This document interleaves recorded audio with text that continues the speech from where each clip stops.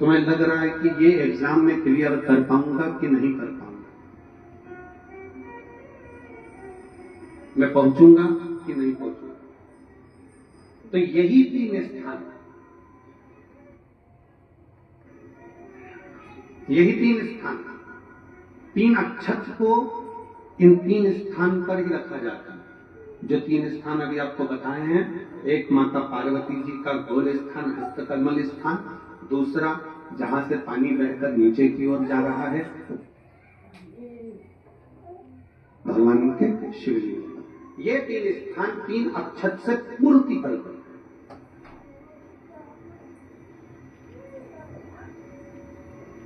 जैसे प्रदोष के दिन प्रदोष काल में जलाया गया दीप, प्रज्वलित करा गया दीप 5 स्थान पर फल देता है। कितने स्थान पर फल देता है? 5 स्थान पर। आप में से कितने लोग हैं जो प्रदोष के दिन दीप लगाने मंदिर जाते हैं या शंकर जी के मंदिर पहुंचते हैं? बहुत बहुत प्रणाम आपको, साधुता जानना चाहिए।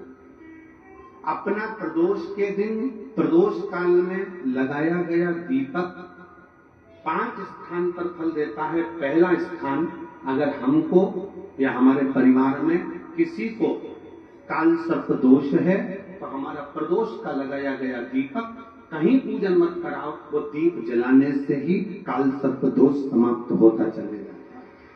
दूसरा स्थान, पितृदोष। अगर किसी ने कह दिया कि तेरे घर में पितृदोष है, तेरे घर में, कई लोग बता देते हैं कि तुम्हारे घर में, कई माताएं पूछती हैं मेरे घर में बेटा नहीं, मेरे घर में 3 बेटी हो गई, 4 बेटी हो गई, 5 बेटी हो गई, बेटा नहीं है, बेटा नहीं, तो किसी ने कह दिया पितृदोष है। अब तुम शंकर जी की पूजन कर रहे हो, शंकर जी पे जल चढ़ा रहे हो, शिव की स्तुति कर रहे हो, तो किसी किसी के यहाँ 3 बेटियों के बाद 4 बेटियों के बाद, एक माता ने तो लिखा है कि उसके यहाँ 2008 में उसके घर में लड़की ने जन्म लिया था, या 2008 में उसके घर में बच्चे ने जन्म लिया था, लड़की। उसके बाद फिर लड़की ने जन्म लिया और उसके बाद उसके घर में कोई पुत्र का योग नहीं बना। तब उसने प्रदोष के समय पर शाम को दिया लगाना प्रारंभ करा और 2008 में बच्ची जन्मी थी और अब 2024 में उसके घर में लड़के ने जन्म लिया।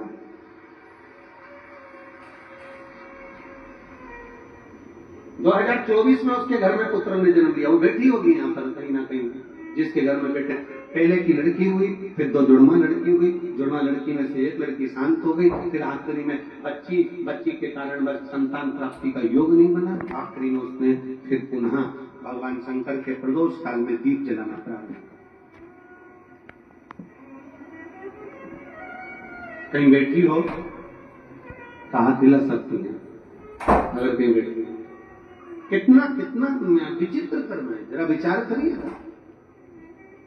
कि प्रदोष काल का लगाया गया दीपक, प्रदोष काल, प्रदोष के दिन, प्रदोष काल का जो दीपदान होता है वो सरल नहीं होता, वो सहज नहीं होता। 5 स्थान की पूर्ति करता है। पहला, जम के बोलो, पहला स्थान किस चीज के लिए? काल सर्पदोष के लिए। दूसरा, पितृदोष।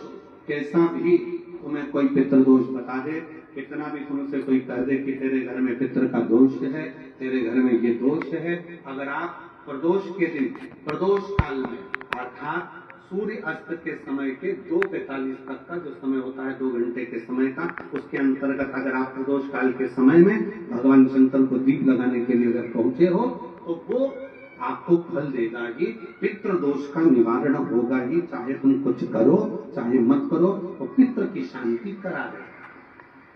दूसरे नंबर पर है पितृदोष। तीसरे नंबर पर है वास्तुदोष। हमारे घर का, अब एक बहुत बहुत सावधानी से श्रवण करने वाला विषय है।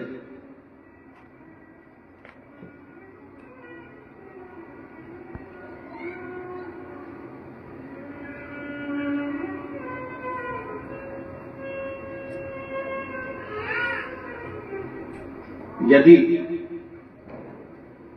वंश की वृद्धि नहीं है, 30 वर्ष शादी के हो गए, 40 वर्ष शादी के हो गए और औलाद है ही नहीं, डॉक्टर ने भी हाथ ऊंचे कर दिया, टेस्ट ट्यूब भी करवाया, IVF करवाया, सब कुछ तुमने करवा लिया, तो भी औलाद नहीं। तब आखिरी में एक काम चालू करो, प्रदोष का दिन दोनों पति पत्नी व्रत चालू कर दो प्रदोष का, और प्रदोष काल में शाम के समय जाकर एक ही दिए में तो लंबी बाती जानते हो ना, रुई की लंबी कपास की बाती दो, और दोनों बाती एक ही दिए में रखकर पति पत्नी दोनों उसको प्रज्वलित करना प्रारंभ करें, बाबा संतान देकर ही रहेगा, औलाद आएगी ही। दीप की जो बाती में अंतर आ जाता है, एक गोल बाती में और लंबी बाती में अंतर आता है, बहुत अंतर आता है। पितरों के लिए गोल बाती का प्रयोग बहुत कम होता है, देवी जी के लिए, माता रानी के लिए, जगत जननी के लिए गोल बाती का प्रयोग बहुत कम होता है हमारा, ध्यान रखिएगा। एक पितर के लिए, एक जगत जननी जगदम्बा दुर्गा भवानी के लिए गोल बाती का प्रयोग कम होता है, लंबी बाती का प्रयोग ज्यादा होता है। क्यों? क्योंकि हमारे घर के कुल देवी और हमारे घर के पिता हमारे वंश की वृद्धि करें, इसलिए लंबी बाती रखी जाती है, जिससे हमारा वंश बहुत लंबा चले, बहुत उन्नति की ओर बढ़े, इसलिए लंबी बाती का प्रयोग किया।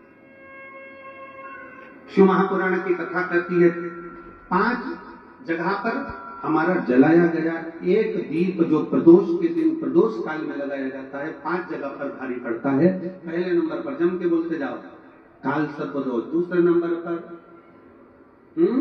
पितृदोष। तीसरे नंबर पर घर का वास्तु दोष। हमारे घर में कितना भी वास्तु दोष है, कोई ने कह दिया यहाँ बाथरूम नहीं बनना थी, यहाँ पर शौचालय नहीं बनना था, यहाँ सीढ़ी नहीं बनना थी, वो सीढ़ी वहां बनना थी, ये सीढ़ी वहां बनना थी। तुम पूरा घर तोड़वा के देख लो, उसके बाद में जैसा वास्तु वाले वैसा करा कर देख लो, उसके बाद भी तुमको शांति नहीं मिले तो समझ लेना कि तुम्हारे घर में वास्तु दोष तो तुमने दिखाकर समाप्त कर लिया, फिर भी वो समाप्त नहीं हो रहा, तो प्रदोष काल का लगाया गया प्रदोष के समय का दिया आखिरी में वास्तु दोष को भी समाप्त कर देता है और उसमें भी फल प्रदान करता है। वास्तु दोष चौथे नंबर पर 1 रुपया कमाया, 1.25 रुपए खर्च हुआ, पैसा आया गया, ये चौथे नंबर का। व्यापार में थोड़े दिन दुकान अच्छी चली, थोड़े दिन बैठ गए, थोड़े दिन काम चला, थोड़े दिन बैठ गए, गाड़ी चली, थोड़े दिन फिर बैठ गए, अर्थात हमारी फैक्ट्री थोड़े दिन चली फिर बैठ गए, कहीं ना कहीं तकलीफ, थोड़े दिन खाते थोड़े दिन रोते वाला चल रहा है। तो प्रदोष काल का प्रदोष के समय का दिया इस दुख को समाप्त कर रेगुलर एक जैसी सांझी, एक जैसी लक्ष्मी की वृद्धि करते चले गए प्रदोष काल का। और 5वें नंबर का प्रदोष काल का दिया, प्रदोष समय का दिया 5वें नंबर पर रोग का निवारण, रोग निवारण।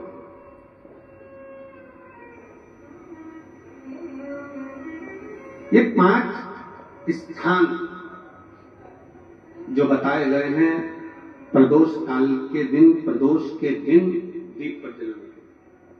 और अब की बार की जो शिवरात्रि आ रही है, बाबा देवादिदेव महादेव की बड़ी कृपा है, उसका बहुत करुणा। 25 तारीख को प्रदोष और 26 तारीख को शिवरात्रि। अब जरा प्रदोष के पर्यांत की, प्रदोष के बाद की बिल्कुल लगी हुई पीठ से जो शिवरात्रि होती है, वो शिवरात्रि अगर उस शिवरात्रि का व्रत, साधना, तप, भजन संसार का मनुष्य कर लेता है तो जिंदगी में उसने कोई व्रत किए ना किए हो, अगर एक व्रत शिवरात्रि का, प्रदोष की पीठ से लगी हुई शिवरात्रि का अगर कर लेता है तो उसको पूरे जीवन के व्रत का पुण्य फल प्राप्त हो। एक व्रत शिवरात्रि का प्रदोष पर्यांत की, अर्थात प्रदोष की पीठ से जुड़ी हुई। अब अगर आप कोई ब्राह्मण से, अगर कोई विद्वज्जन से, कोई पंडित जी से आप पूछेंगे प्रदोष कितनी बजे लग रहा है, वो बताएंगे। फिर प्रदोष लगने के बाद प्रदोष कब समाप्त हो रहा है, तो जिस दिन 26 तारीख हो रही है उसमें लगाया, दोनों की पीठ मिल गई, दोनों।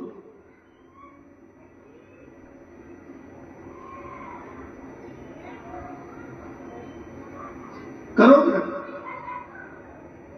आपने कितनी भी एकादशी के व्रत करे हो, कितनी भी द्वादशी के व्रत करे हो, कितनी भी चतुर्थी व्रत करे हो, कितनी भी तीज व्रत करे हो, कितनी भी अष्टमी का व्रत करा हो, कितनी भी नवरात्रि के व्रत करा हो, कितनी भी तीज का व्रत करा हो, चाहे दुनिया के कितने भी व्रत आपने करे हो, अगर आपने एक महाशिवरात्रि का व्रत नहीं करा तो कोई व्रत का पुण्य फल आपके खाते के अंतर आ नहीं पाता।